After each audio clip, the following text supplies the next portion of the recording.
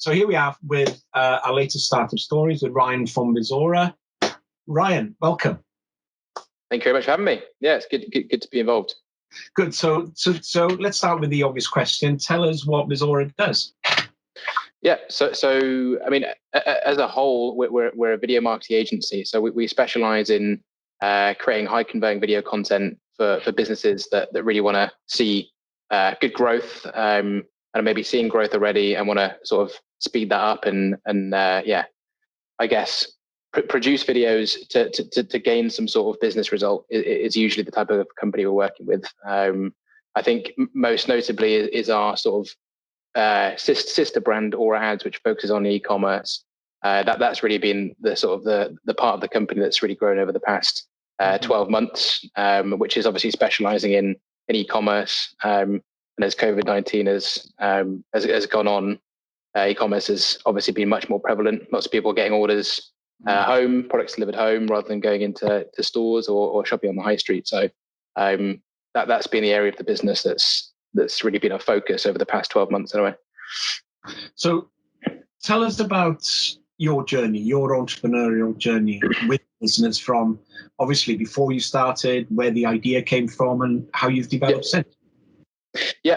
So, I mean, I can remember the sort of inspiration coming from university. I can remember having my sort of post-it notes on the wall, spreading my notes out all over the place. But ironically, it was actually from an event that I went to at Cardiff University, which was about startups and students starting businesses at uni. So I was actually asked, I don't really know how it happened, but I was asked to film it. And which obviously became the business, but I was also interviewing very interesting people who had really good ideas, and it sort of made me aware of how accessible it was, or how easy it was to sort of take that first step and start the business. So it was actually one of those uni events that definitely sparks that initial idea. But always been quite creative, always been interested in creating things, and I really like the idea of having an idea and creating it into something tangible and putting it into something tangible. So I think, creative agency was always, I guess, a natural stepping stone. I think that's probably how it all started. And then I quite quickly became part of Entrepreneurial Spark, I think it was called, which was at One Central Square in Cardiff. And again, met some really, really good people who inspired me then to carry on. And to be honest, that's, if I was to say one thing about, one thing I've learned from business is surround yourself with good people. They're always the ones that inspire you and give you little bits of value, or, look at a problem a different way. I think that was quite fundamental in the beginning stages of my business. And how have you developed since you started? Tell us about a bit of the journey since then. Yeah, so I mean, when I first started, to be totally honest, I had no business plan, no strategy. It was very much, I can do a video. Who wants a video? That was basically it. I do video. Who wants one? And I think as time has gone on, I've developed obviously my business knowledge quite rapidly through experience mostly, and that's definitely I guess evolved my strategic outlook on the market and the business. So I definitely found that I started to niche down into different areas. One of the big ones to begin with was investor videos. So producing videos that would be used on platforms like Seedrs or Crowdcube for businesses to gain investment. So that was when I realized that niching down was actually the better way to go, rather than being a generalist. Niching down and getting really good in one or two market segments where we can add a lot of value. That was where I saw the business developing the quickest. And so over the next couple of years, I definitely did more investor videos. I did a lot of sort of animated explainer videos. I did a lot of social ads and social content.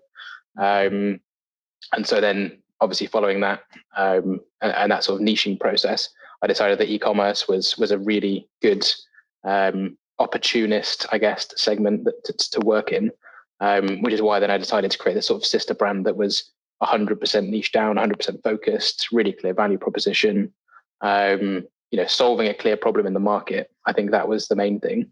Rather than being sort of generalist and reactive, I was sort of planning strategically as to which segment was going to be the most profitable, and then kind of building around that. That's really how it developed. And again, met lots of great people in Cardiff, who then introduced me to people in the UK, and then people in the UK introduced me to people overseas, and stuff like that. It kind of spirals, I think, quite naturally from there. So what do you think have been the key, your niche approach, obviously, but have there been any other key factors in the success of the business so far? It's great. I think I have been reflecting on this quite a lot recently. I think niching is obviously a big part of it. I think people is really important, and not just clients. It's like all stakeholders of the business. So finding really solid partners, that you can rely on for periphery services or services that may help you to grow the business. Employees, big stakeholder group. Obviously, spending a lot of time finding the right talent, not just hiring your mates who also do a bit of video, but strategically hiring based on where you see the business going in the future has been quite significant. I think access to resources has also been really good, to be fair, in Cardiff and Wales. There's been lots of connections to little organisations like Creative Cardiff, or the Enterprise Hub at Cardiff University. Like little bits and pieces like that definitely add up, especially at the beginning. I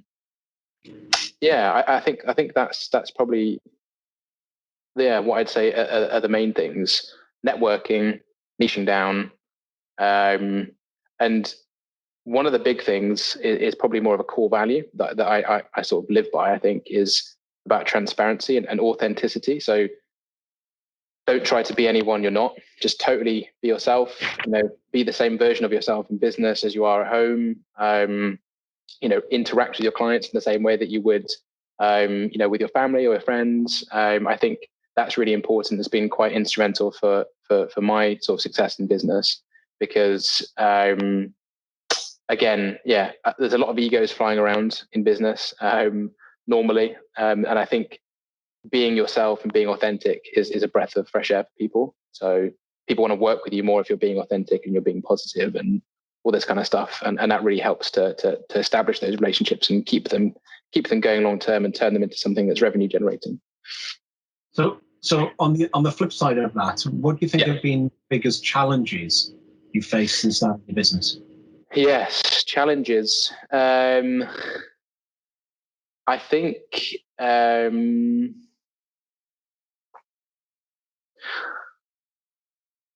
to start with, one of the hardest things is cash flow for any business. And I think I was quite lucky that I started at uni, was able to build enough revenue to.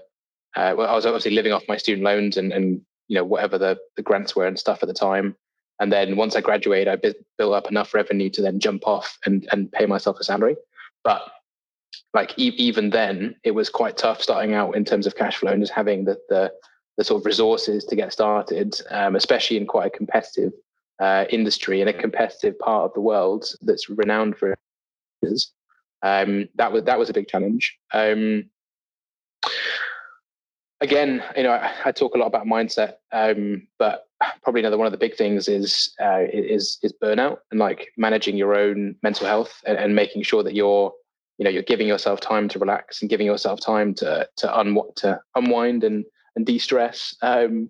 But that's definitely something I haven't been very good at. And if you're not careful, you do find yourself running out of productive thought processes, and you kind of your ability to think creatively and strategically gets reduced, and which then, especially at the beginning stages, reduces the speed of which your business can grow. So that's been a big one. And since you started the business, has the purpose or the mission of Visuara changed at all since you started it? Have you adjusted? Have you changed it? Have you flipped? Yeah. It's a great question. I definitely think so. Again, probably in part with this sort of niching process, it's definitely changed. There's that common phrase, which is like jack of all trades, master of none. And I think that was definitely where we started. And now we have a very clear vision of which segment we want to do really well in, and how we want to progress. So I'd say to start with, it was very broad. And I think, 2 years down the line, it's now very, very, very focused, both in terms of who we're targeting, how we're targeting them, how our offering meets the needs of those customers, and how we're targeting or adjusting our sort of service offering to meet the needs of our customer. And again, yeah, that would tie into the mission, having a very clear mission statement of all those three factors. Was that a deliberate strategy, or was it something that, as you say, you evolved as you started seeing what customers were requiring and what the demand in the marketplace was? So it wasn't a conscious decision originally to say, I will niche. It was more like you were, I wouldn't say led down that path, but you actually saw that's where the main opportunity was. Would that be correct? 100%. Yeah, that was actually the point I was going to make. Thanks for picking it back up. But yeah, that's 100% correct. So I think one of the big things that I've learned is that you should just listen to your market. Again, we start off very general, but again, just through experience, we started listening to our customers and what they were asking for and what their problems were. And then we just listened and addressed the problems. And that's when we saw our real success. Is when we had a very clear understanding of the market's problems, and we just created something that fixed that. And that's all that business is really, isn't it? Is solving problems for people, or wrapping things up into a solution that's better than other things on the market. So yeah, 100%. I would say it definitely wasn't a conscious decision to niche. We listened to the market, responded and gave them something that we knew they would like, basically. So since you started the business, obviously it's grown, it's become successful, you've got more customers, but I think when you go into business, you definitely have an idea of what you think running a business should be like and how you should act as an entrepreneur.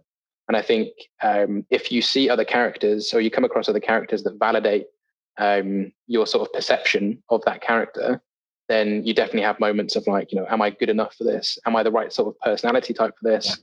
Am I outgoing enough? All those kind of thoughts definitely cross your mind. And I do think, especially at the beginning, like public speaking, or being forthcoming with my ideas was quite a big challenge. And I do think that was something that came into my head quite a lot right at the beginning, especially when you see these traditionally confident characters like you mentioned before. I'd say that. Yeah, I can actually remember a moment being an entrepreneurial spark where they have this sort of big open floor, and they sort of ask people to do these like elevator pitches in front of a few different people, or quite a few different people. And I remember that sort of the butterflies go, and you're thinking, is this business really different? Am I doing something different? Is this a good idea?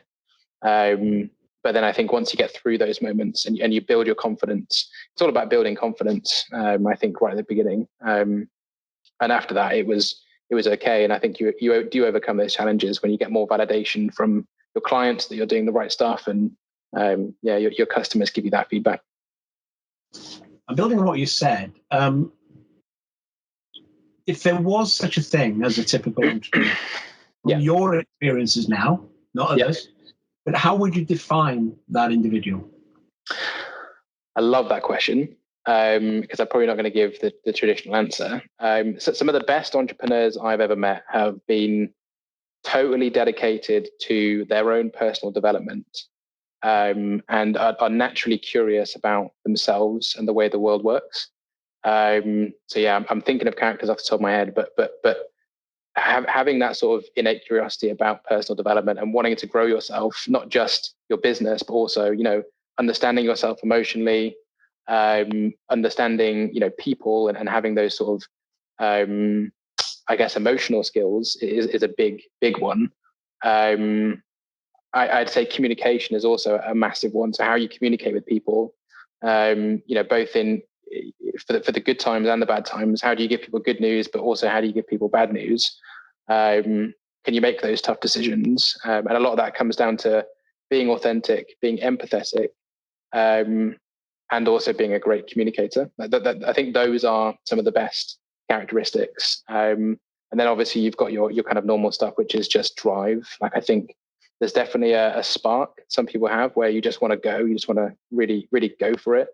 And I think, I recognize that in myself in the sense that I've got this thing that just, I feel like time is limited and you need to keep going. It's almost like, someone's got a timer and it's running out, and you've got to run as fast as you can to get to the result you want to get to. So I'd say those were the sort of three or four big things. Yeah. Businesses are just groups of people. That was a big lesson. And I think it does actually shift your perspective on how you interact with your clients and your customers when you just kind of notice those things.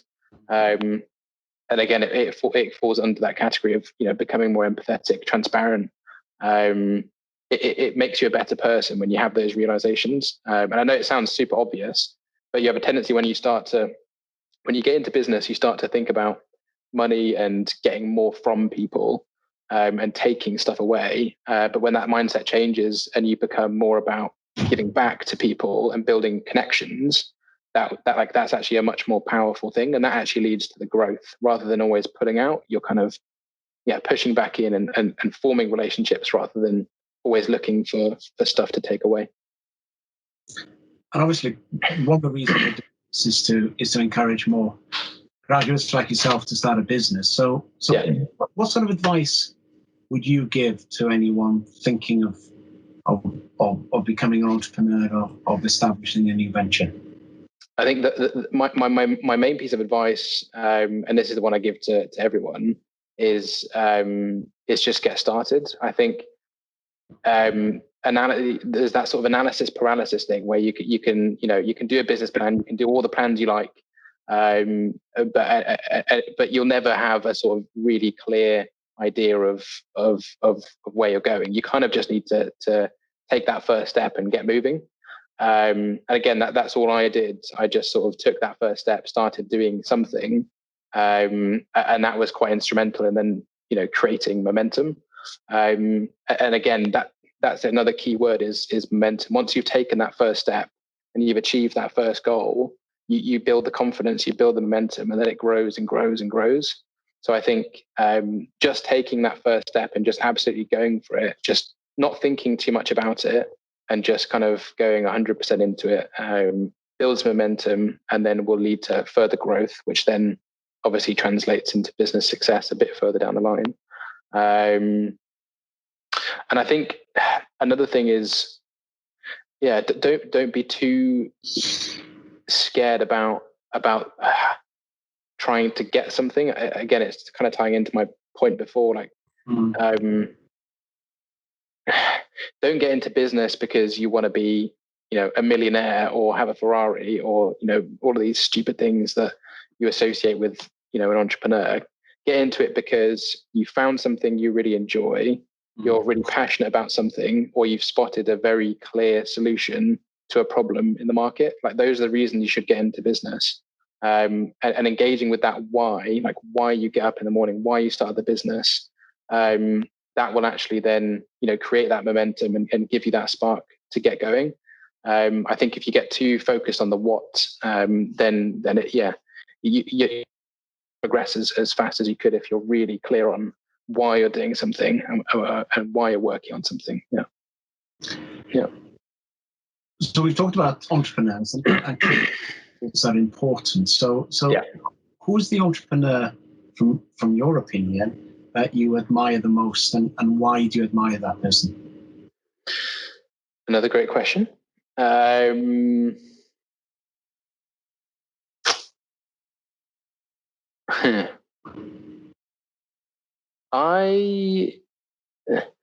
have to say, and this is probably a bit of a generic answer, but I have to say Jeff Bezos is incredibly inspirational. There's a question mark whether or not he's got, philanthropic motivations now, and there's a bit of, there's a lot of press around him having so much wealth. But I think if you backtrack right to the beginning of his journey and you look at how he started, he basically said, for the next 5 years, I'm going to make a loss and I'm going to build infrastructure. That's what I'm going to do. But he had a very clear vision of what the business was. And he communicated that well, to his investors, to his potential customers, all that kind of stuff. And he just said, for 5 years, I'll make a loss. And, when you're in that 5 years, I'm sure it was shit.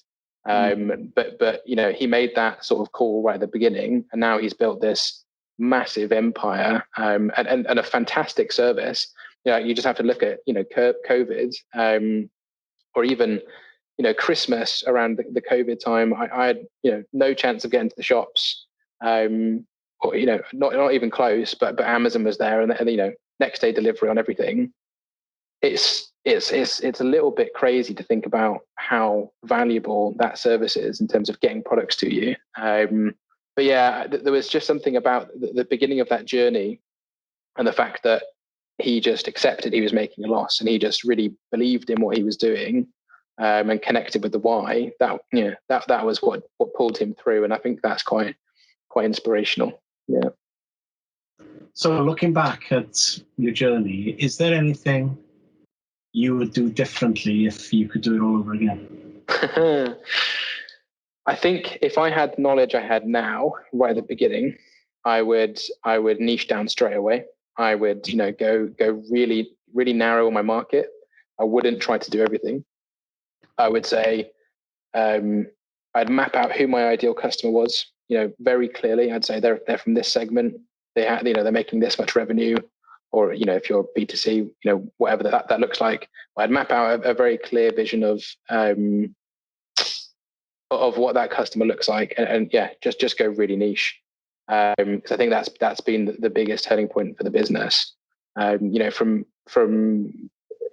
March last year to now, the business has grown by 350% revenue growth.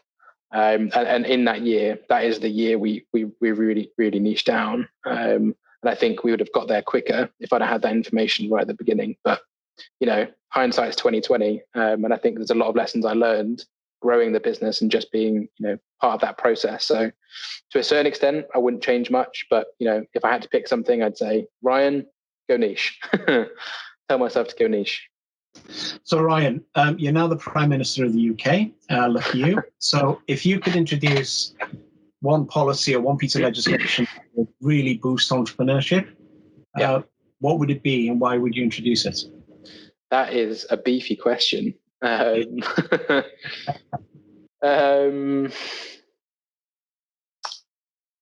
would probably, again, this probably wouldn't fall under one policy, but I would. We like it. It's true.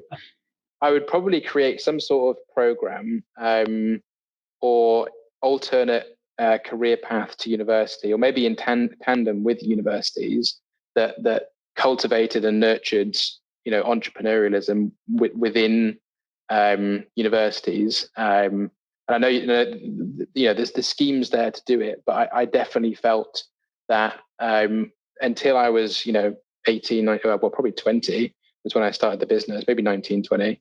Up until then, I kind of just followed the path of least resistance and just went through the education process.